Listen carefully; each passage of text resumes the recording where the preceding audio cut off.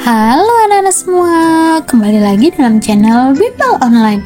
Bagaimana kabar kalian semua? Semoga dimanapun kalian berada akan selalu sehat, tetap ceria, dan tentunya tambah semangat lagi belajarnya.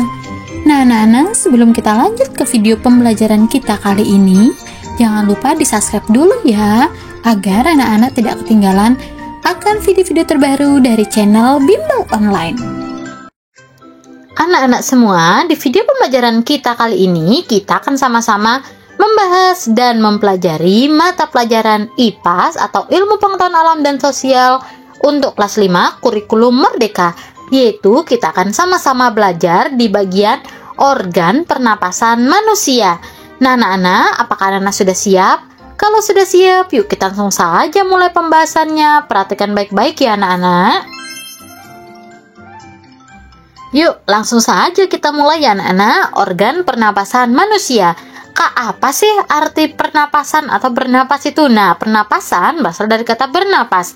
Bernapas adalah suatu proses menghidup oksigen atau O2 dan mengeluarkan karbon dioksida atau CO2 dan uap air oleh makhluk hidup melalui alat pernapasan.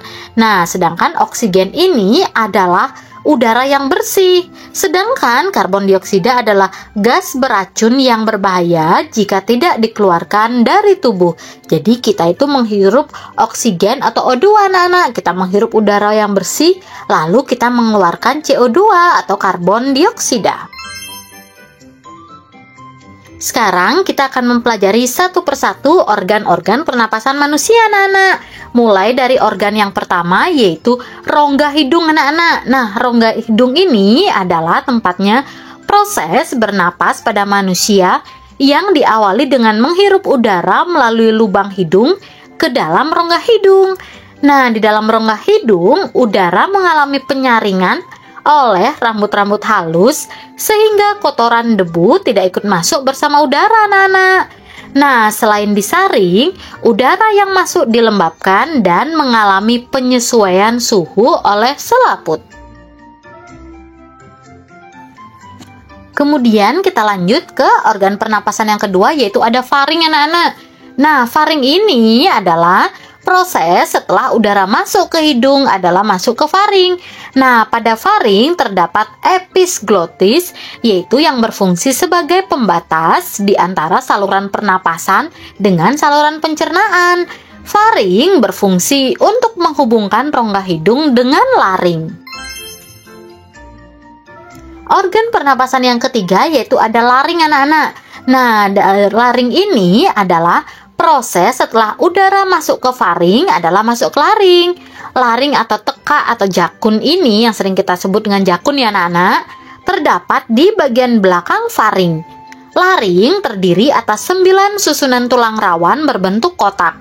Laring berfungsi sebagai tempat melekatnya selaput atau pita suara.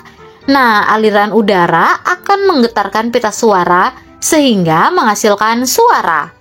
Pada laring terdapat katup epiglotik yang otomatis tertutup saat menelan makanan sehingga tidak masuk ke saluran pernapasan.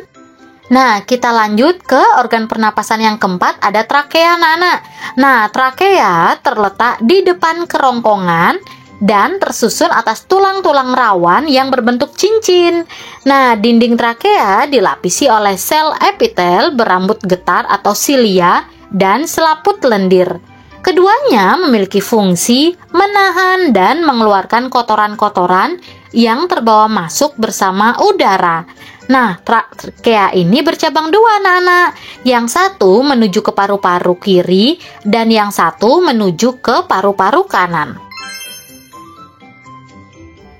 Kemudian organ pernapasan yang kelima yaitu ada bronkus anak-anak. Bronkus ini adalah batang tenggorokan yang bercabang dua. Nah, yang satu menuju paru-paru kanan dan yang satu menuju paru-paru kiri. Nah, di setiap bronkus bercabang lagi menjadi bronkiolus.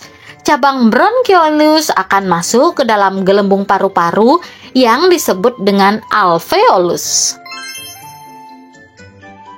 Dan organ pernapasan yang keenam ada alveolus. Nah, alveolus adalah tempat pertukaran oksigen dan karbon dioksida dalam paru-paru anak-anak. Dan yang terakhir, organ pernapasan manusia yang paling penting dan utama yaitu ada paru-paru anak-anak. Nah, paru-paru ini merupakan organ utama pernapasan manusia. Nah, inilah gambar paru-paru kita anak-anak. Paru-paru ini milik cabangnya itu alveolus. Dan ini contohnya ya anak-anak, contoh videonya yaitu paru-paru. Nah, paru-paru ini memiliki cabang. Nah, anak-anak bisa lihat ya di sini. Kemudian anak-anak, kita lanjut ya ke sistem pernapasan manusia. Bagaimana sih sistem pernapasan manusia itu atau proses pernapasan manusia? Nah, anak-anak semua, tahukah kalian, manusia memiliki dua mekanisme pernapasan. Ada pernapasan dada dan juga pernapasan perut. Lalu, bagaimana perbedaan keduanya? Berikut adalah penjelasan mekanisme pernapasan manusia. Proses pernapasan manusia yang pertama, pernapasan dada anak-anak. Nah, ketika kita bernapas menggunakan dada, otot yang berperan adalah otot-otot di sekitar tulang rusuk. Otot-otot ini dibagi menjadi dua, yaitu otot tulang rusuk luar dan tulang rusuk dalam. Otot tulang rusuk luar memiliki peran untuk mengangkat tulang-tulang rusuk, sedangkan otot tulang rusuk dalam memiliki fungsi untuk menurunkan tulang ke rusuk ke posisi normal. Nah, jika otot-otot pada tulang rusuk luar mengalami kontraksi, tulang rusuk akan terangkat sehingga volume di dada menjadi lebih besar anak-anak.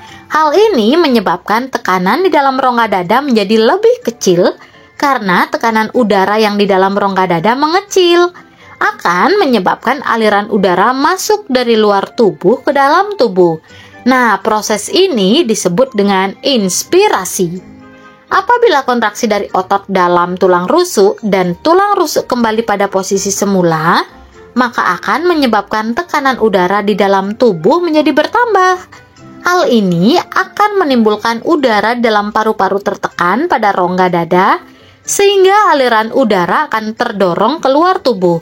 Proses inilah yang disebut dengan ekspirasi. Yang kedua yaitu pernapasan perut. Pernapasan dada atau disebut juga dengan pernapasan diafragma adalah pernapasan yang menggunakan diafragma dan otot dinding di rongga perut. Nah, otot diafragma akan berkontraksi dan posisinya menjadi datar. Hal ini menyebabkan volume rongga dada menjadi bertambah besar dan tekanan udara menjadi kecil. Karena tekanan udaranya rendah, paru-paru akan mengembang.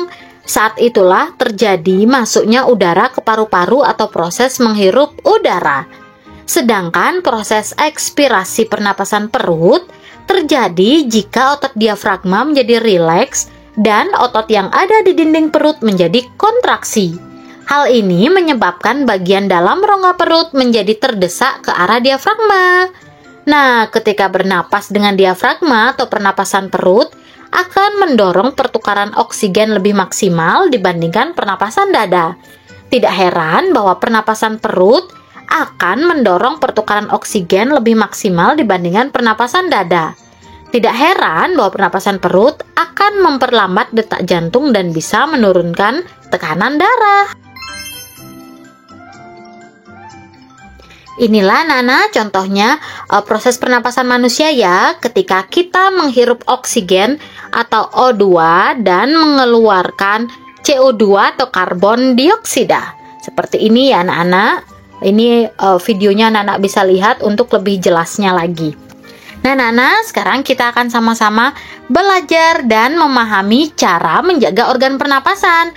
Nah, cara menjaga organ pernapasan yang pertama, hindari merokok. Nah, hindari merokok ini karena rokok memiliki bahan-bahan ini, rokok atau bahan-bahan yang terkandung dalam rokok bisa menyebabkan iritasi dan kesulitan bernapas. Kemudian cara yang kedua dengan berolahraga. Menciptakan paru-paru yang sehat dengan olahraga akan membantu dalam melawan penuaan dan penyakit yang akan muncul. Yang ketiga, hindari paparan polusi. Nah, ini kita bisa lakukan dengan menggunakan masker. Yang keempat yaitu menghindari infeksi. Nah, cara terbaik menghindari infeksi paru-paru yaitu dengan menjaga kebersihan, yaitu selalu atau rajin dengan mencuci tangan anak-anak. Nah, akhirnya kita sudah sampai di akhir penghujung video pembelajaran kita kali ini. Tadi kita sudah sama-sama membahas organ pernapasan manusia. Nah, semoga video ini dapat bermanfaat dan berguna untuk kalian ya anak-anak. Kakak berharap dimanapun kalian berada, tetap semangat belajarnya, sehat selalu, dan tetap semangat belajar bersama channel Bimbel Online. Thanks for watching, see you next time. Bye-bye anak-anak hebat semuanya.